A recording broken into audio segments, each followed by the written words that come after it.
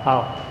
देखिए प्यारे बच्चों, आज 9th क्लास के लिए हम जो शारीरिक शिक्षा जो हमारा टॉपिक है, यानी मॉरल एजुकेशन, नैतिक शिक्षा, और उसमें फर्स्ट चैप्टर जो हमारा विषय है वो है स्वास्थ्य का अर्थ एवं प्रकृति।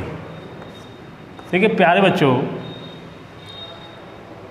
ये आपको जानते भी हैं और जानना होगा कि संसार का सबसे महत्वपूर्ण जो भाग है, संसार की सबसे बड़ी जो धन है, संसार का सबसे बड़ा संपदा वो स्वास्थ्य है।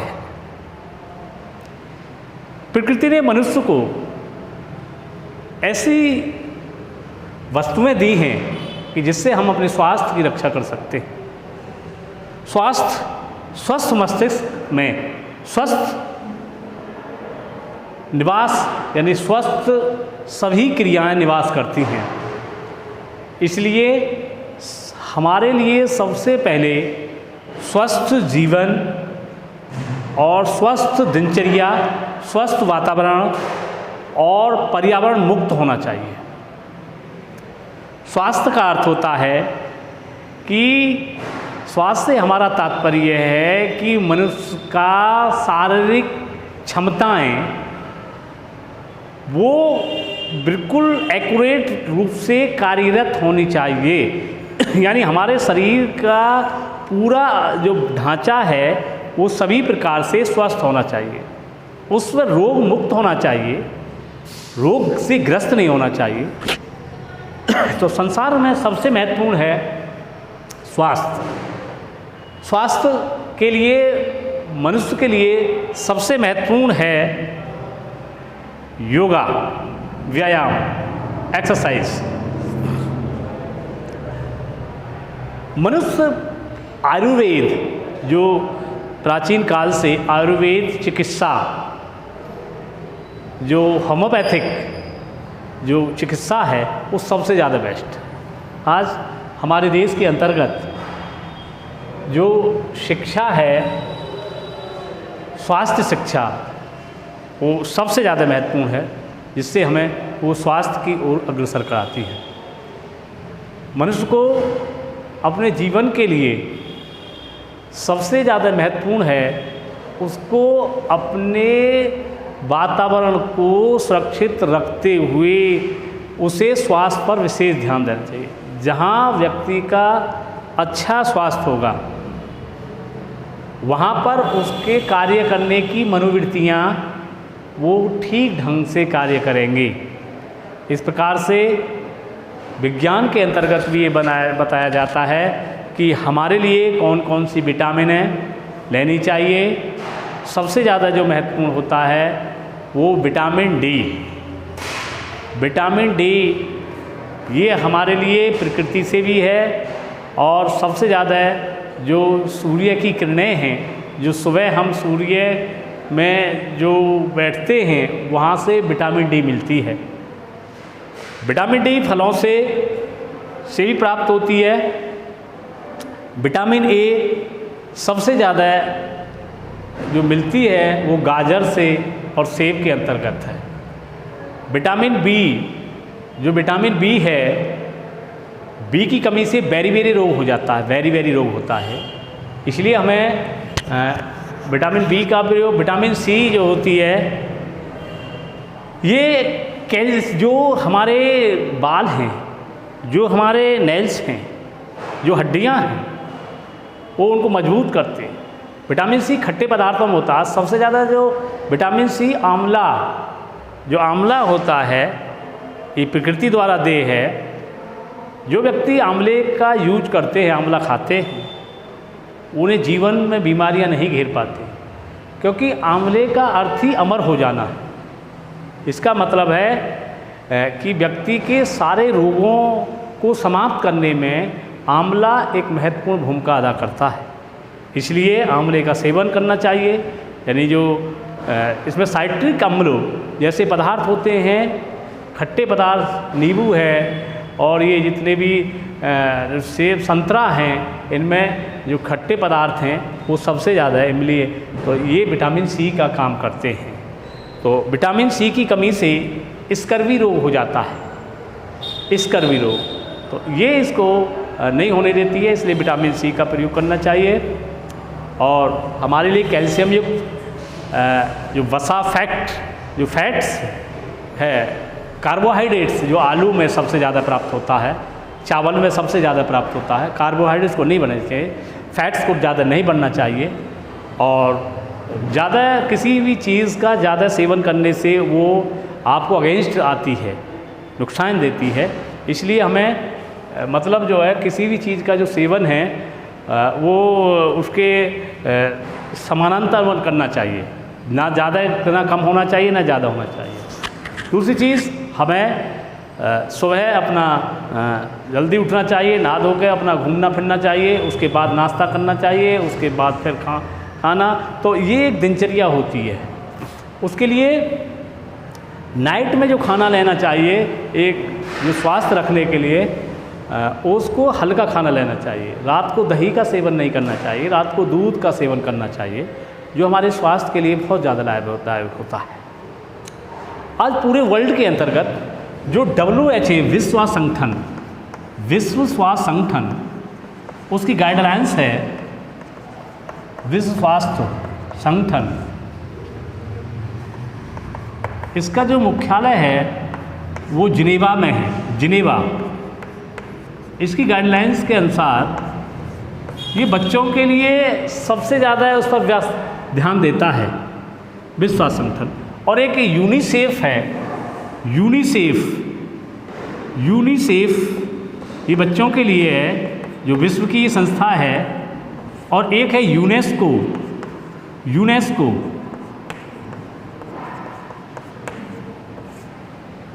तो ये चीज़ जो है हमारे देश के अंतर्गत एक बहुत ज़्यादा महत्वपूर्ण भूमिका अदा करती है। देश के अंतर्गत ये बच्चों के लिए जो छोटे होते हैं उनके लिए सभी जो फैसिलिटीज़ और प्रोवाइड कराती है। और ये जितना मिड डे मील है और जितना ये WHO से, यूनिसेफ से आता है बच्चों के लिए, तो ये जो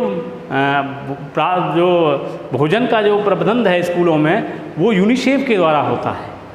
तो यूनिसेफ के लिए बच्चों के लिए और भी सभी सुविधाएं उपलब्ध कराती हैं। तो विश्व के देशों में इनका ये जो संस्थाएं हैं, 3 संस्थाएं हैं, इनका महत्वपूर्ण योगदान है स्वास्थ्य के। अब हमारे पहले जो 3 बहुत बड़ी बीमारियां थी, चेचक, टेटनस, डिप्थीरिया और एक था तपेदिक, और ये काली खांसी, खसरा, जितने भी बीमारी थी, पोलियो, रेबीज, इनके टीके तैयार किए गए WHO द्वारा और लगाए गए। इबोला जैसी एक बीमारी आई थी, उसके भी WHO ने टीके तैयार किए। तो विश्व स्वास्थ्य संगठन जो है इस मामले में अपनी महत्वपूर्ण भूमिका अदा करता है। तो पूरे विश्व के अंतर्गत जो है ये इसका एक महत्वपूर्ण कार्य होता है। तो विश्व स्वास्थ्य संगठन ने पूरे विश्व के अंतर्गत जो प्लेग महामारी या जैसे कोरोना जैसी बीमारी हैं, इसका भी टीका तैयार नहीं हो जाएगा, लेकिन जो है इस पर सबसे ज़्यादा ध्यान देने की बात है। विश्व स्वास्थ्य संगठन ने इन चीज़ों का टीका तैयार करने के लिए एक महत्वपूर्ण भूमिका अदा करता है। और विश्व में आई हुई जितनी भी इंटरनल और एक्सटर्नल जो बीमारियां हैं, उनका उन्मूलन करने में अपनी अहम भूमिका निभाता है। तो हमारे देश के अंतर्गत 21 जून को विश्व योगा दिवस मनाया जाता है, जो भारत की सबसे बड़ी पहल है योगा दिवस। देखिए, आज तक जो भी संसार के अंतर्गत जो भी सुखी है, अगर सबसे जो हमारा स्वास्थ्य निर्मल काया, जो महत्वपूर्ण जो है मनुष्य का जो है वो निर्मल काया होती है, अगर उसका वो पार्ट मतलब ठीक है स्वास्थ्य, तो उसके लिए सभी जो सुख हैं वो एक तराजू में तोल सकते हैं। उसके लिए एक सुख है और बाकी जितने भी सुख हैं, तो उस सुख से ज़्यादा स्वास्थ्य की ज़्यादा वैल्यू होती है। धनी व्यक्ति हो सकता है, लेकिन अगर उसको स्वास्थ्य ठीक नहीं है तो ऐसे धन का कोई भी मूल्य नहीं है, उसको कभी भी डिस्ट्रॉयड हो सकता है।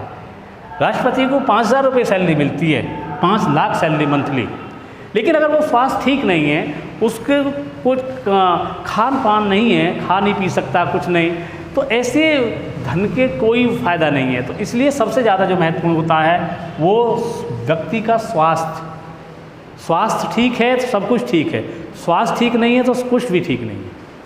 इसका मतलब ये है कि स्वास्थ्य की संसार में इतनी बड़ी वैल्यू है कि स्वस्थ जो व्यक्ति होते हैं वो हर जगह, हर समय, हर स्थान पर पूर्ण रूप से अपना कार्य करने में सक्षम होते हैं, और उनके लिए जितनी भी ये जो टेंशन है, जो आध्यात्मिक, भौतिक, आदि भौतिक, ये जो तापिक, आदि भौतिक, आदि धैमिक, ये जितने भी रोग हैं, पित्त, कफ, ये जो रोग हैं ये नहीं बनते हैं। ये जो हमारे ऋग्वेद में, जो अर्थवेद में, यजुर्वेद में, सामवेद में ये जितनी भी बीमारियों के बारे में और जितने भी दवाइयों, यजुर्वेद, ये दवाइयों, अर्थवेद में दवाइयों का वर्णन है, तो ये नहीं व्याप्त है। तो इसलिए जो है संसार में सबसे ज़्यादा जो महत्वपूर्ण है वो व्यक्ति का स्वास्थ्य है। अगर व्यक्ति का स्वास्थ्य ठीक रहेगा तो उसे कोई भी परेशानी नहीं होगी। तो स्वस्थ व्यक्ति के शरीर में स्वस्थ मस्तिष्क निवास करता है। इसलिए जो व्यक्ति जिस प्रकार का अन्न ग्रहण करेगा उसकी बुद्धि भी उसी के अकॉर्डिंग ही कार्य करेगी, उसकी बुद्धि का विकास भी उसी प्रकार का होगा। तो जिस प्रकार से जैसे एनवायरनमेंट में रहा जाएगा, व्यक्ति का जो पूरा जो बिहेवियर है, उसकी जो नेचर है वो उसी प्रकार का बन जाएगा। तो इसलिए सबसे ज़्यादा जो ध्यान देने की बात है वो इसी के ऊपर है कि व्यक्ति को ज़्यादा से ज़्यादा इन चीज़ों पर ध्यान रखना चाहिए। दूसरी चीज़, इसके अंतर्गत प्रश्न भी दे रखे हैं कि स्वास्थ्य के जो मानसिक, अब उन्होंने स्वास्थ्य के जो है कई प्रकार के स्वास्थ्यों का वर्णन किया है। जो है मानसिक स्वास्थ्य होता है, शारीरिक स्वास्थ्य होता है, सामाजिक स्वास्थ्य होता है, आध्यात्मिक स्वास्थ्य होता है, भावनात्मक स्वास्थ्य होता है। तो इस प्रकार से ये जो है बहुत ज़रूरी है। तो इसके लिए हमारे लिए जो है इन चीज़ों का विशेष ध्यान देना चाहिए। और स्वास्थ्य सेवाएं भारत के अंतर्गत, पूरे विश्व के अंतर्गत स्वास्थ्य सेवाएं हैं, अच्छी अच्छी चिकित्सा सेवाएं हैं, तो उनका हमें जो है समय समय पर वहाँ जाते रहना चाहिए और अपना चेकअप जो है कराते रहने चाहिए। तो मानसिक स्वास्थ्य, जो हमारे दिमागी स्वास्थ्य, देखिए आपने देखा होगा कि कुछ बच्चे जो होते हैं उनके अंतर्गत जो है बुद्धि लब्धि जो होती है वो कम होती है। 0 से स्टार्ट होती है बुद्धि लब्धि और 140 तक जाती है। और जिस व्यक्ति के दिमाग में न्यूरॉन की संख्या ज़्यादा होगी वह व्यक्ति इतना ही ज़्यादा इंटेलिजेंट होगा। कुछ चिकित्सा शास्त्री ये परामर्श देते हैं, एडवाइस करते हैं कि व्यक्ति को, अगर व्यक्ति इंटेलिजेंट नहीं है, उसे सोचने समझने की शक्ति नहीं है, तो उसको न्यूरॉन की गोली दी जाती है। लेकिन ये न्यूरॉन की गोली तभी लेनी चाहिए जब आपको डॉक्टर की एडवाइस के द्वारा, ये साइड इफ़ेक्ट कर देती हैं। अगर आप न्यूरॉन की गोली लेंगे तो 1 दिन तक तो आपको 1-2 दिन तक तो आप बिल्कुल ऐसे रहेंगे, क्योंकि आपके जो मस्तिष्क की जो न्यूरॉन जो गोली हैं वो उसके जाल को या उसके अंदर जो भी ऐसा बना हुआ उसको हटाएंगे, तो 1 दिन तो आपको नशा रहेगा उनका। तो पूरे जो न्यूरॉन की गोली खाने से आपको सबसे ज़्यादा फ़ायदा तभी होगा जब आप उसकी एडवाइस के द्वारा ही लें और अपना जो बुद्धि लब्धि है उसका एक्समाइन कराएं। तो इस प्रकार से कुछ आर्टिफिशियल और वैसे ये नेचुरल जाते हैं। नेचुरलिटी जो है, देखिए इसका जो प्रभाव होता है मैं आपके लिए बता दूं, ये जेनेटिक्स होता है कुछ, जो हेल्थ इज़ अ वेल्थ, यानी मनुष्य के जेनेटिक्स का सबसे ज़्यादा प्रभाव होता है। ये बताया गया है कि 100% में से 1/8 जो गुण आते हैं वो दादा दादी के आते हैं। जब बच्चे का जन्म होता है, जो जन्म होता है तो उस पर इसका प्रभाव पड़ता है। दादा दादी 1/8 गुण आते हैं। दूसरे इसमें 4 जो गुण होते हैं उसके 1/4 जो गुण आते हैं वो आते हैं इसके मामा मामी जो आता है, क्यों ब्लड रिलेशन होता है। हाँ, क्योंकि माता का जो रिलेशन होता है वो उनके उससे होता है, तो 1/4। अब 50% जो आते हैं, जो गुण आते हैं वो माता पिता से आते हैं। माता पिता,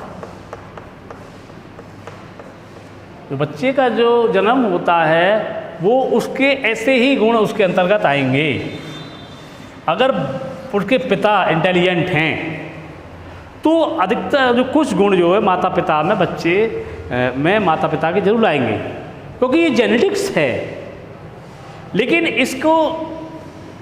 इसका जो है इसके अगेंस्ट में अगर बच्चा इंटेलिजेंट है, अगर वो इंटेलिजेंट में एनवायरनमेंट में अगर वो बच्चा आ जाता है, अगर वो गलत एनवायरनमेंट गलत बच्चों का है, तो जो इंटेलिजेंट है वो भी अनइंटेलिजेंट हो जाएगा।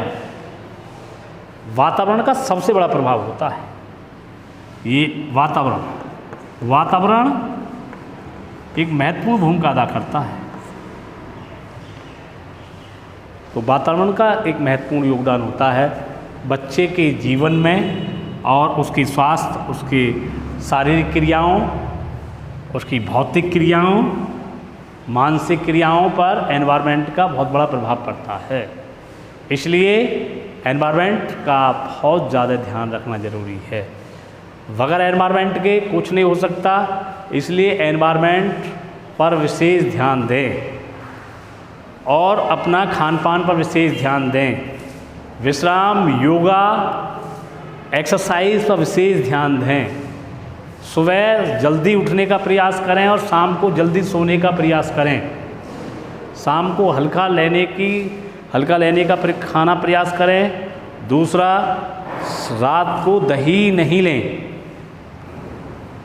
दिन में आप दही यूज कर सकते हैं, रात को नहीं ले सकते। रात को दूध पीना बहुत ज़रूरी है।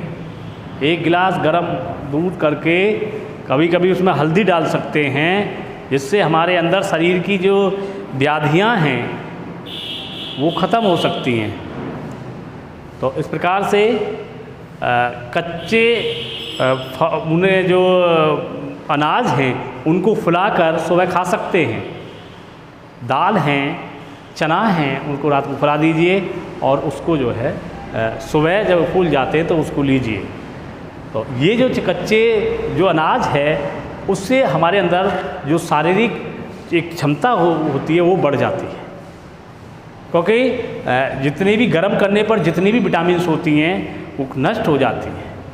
इसलिए हमें कच्चे उसका ज़्यादा, जैसे कच्चा जूस है, जैसे मतलब ये करेला है, करेला का कच्चा जूस, और ये कितनी ऐसे जो फल हैं उनका जूस निकाल कर पिए तो हमारे शरीर की जो अंदर जो कमियां हैं वो उनको दूर करेंगे। लेकिन उसके लिए भी एक लिमिट के अनुसार रखा है। गैर लिमिट में जाओगे तो उसका जो विपरीत प्रभाव पड़ेगा। तो इस प्रकार से ये विशेष ध्यान देने की ज़रूरत है। इसके लिए आप प्रश्नों को भी देखते रहें, तो जिससे कि आप इन पर विशेष ध्यान देते हैं। तो मैं आज आपके लिए कुछ क्वेश्चन देता हूं जो आपकी परीक्षा में आ सकते हैं, और इन्हें अपना तैयार करिए। जो प्रश्न मैं देता हूं,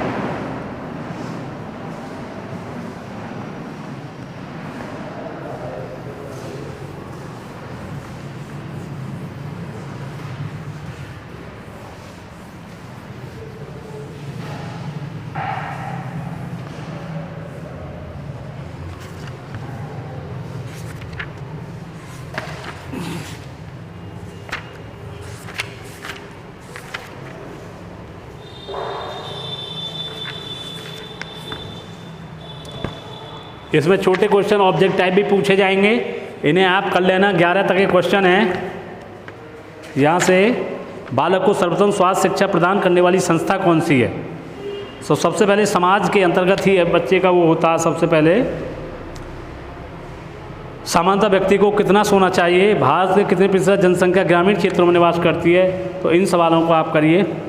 और दूसरी जो है, मैं कुछ क्वेश्चन देता हूँ और उन्हें अपनी कॉपी में करेंगे और चेक कराएंगे, और यही आपके प्रश्न उसमें आएंगे।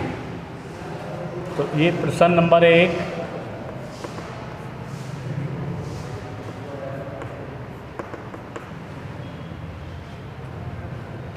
स्वास्थ्य क्या है?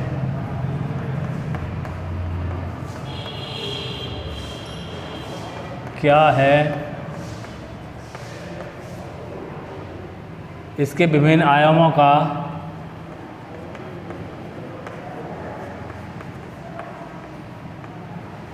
विभिन्न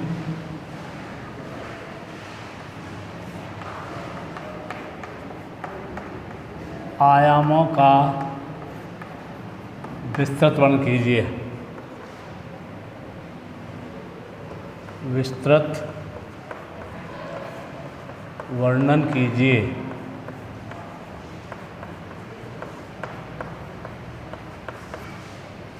प्रश्न 2,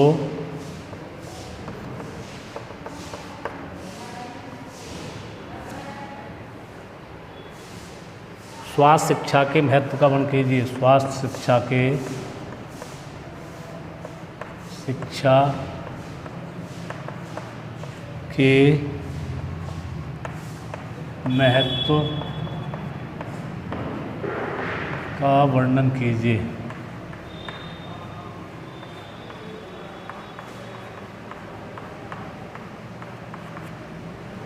प्रश्न 3,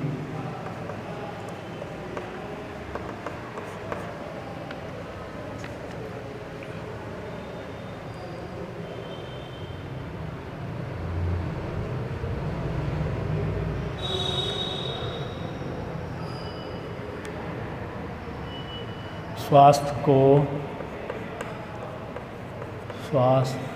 को प्रभावित करने वाले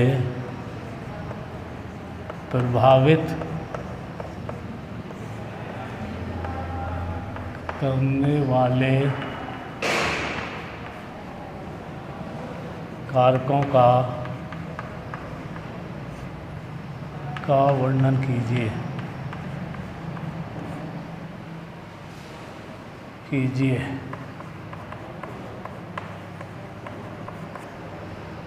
संचार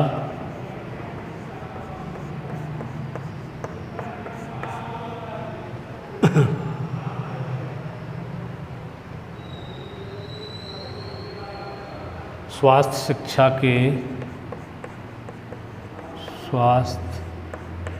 शिक्षा के मुख्य उद्देश्य बताओ।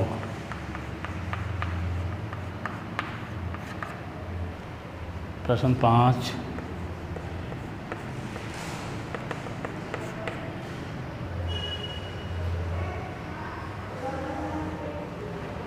स्वास्थ्य शिक्षा का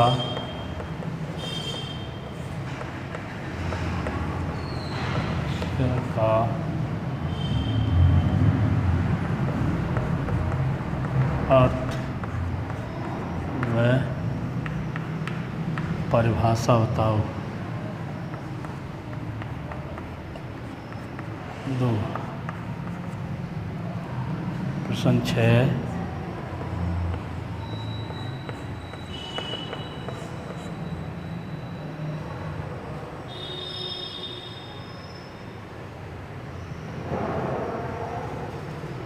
स्वास्थ्य शिक्षा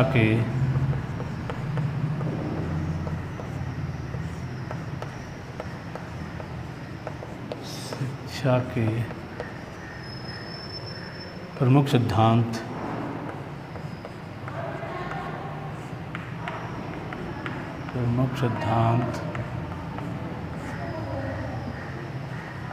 कौन कौन से हैं? कौन से हैं?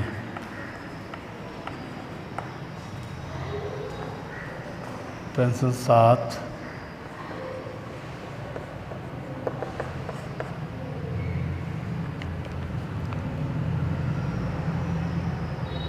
स्वास्थ्य का व्यक्तिगत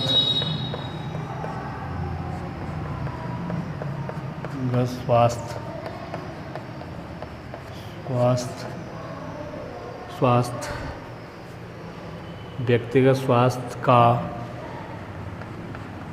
विस्तार पूर्वक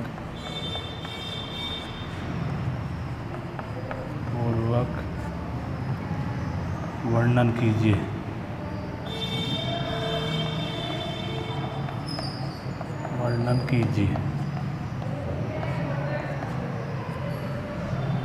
तो बच्चे ये क्वेश्चन आपको करके लाने हैं, ये आपको एग्जाम में भी आ सकते हैं, और एक नंबर के इसमें ऑब्जेक्ट टाइप है, ये भी कर लीजिए। दीर्घ और इसमें मिला के मैंने लिखवा दिए लघु में, तो ये करिए। अति लघु भी हैं। तो विटामिन डी है, ये WHO की परिभाषा दीजिए, विटामिन डी कौन से रोग होते हैं, ये चीज़ आप करके लाएंगे। तो इसके बाद ये तैयार करें। तो आज के लिए इतना, धन्यवाद।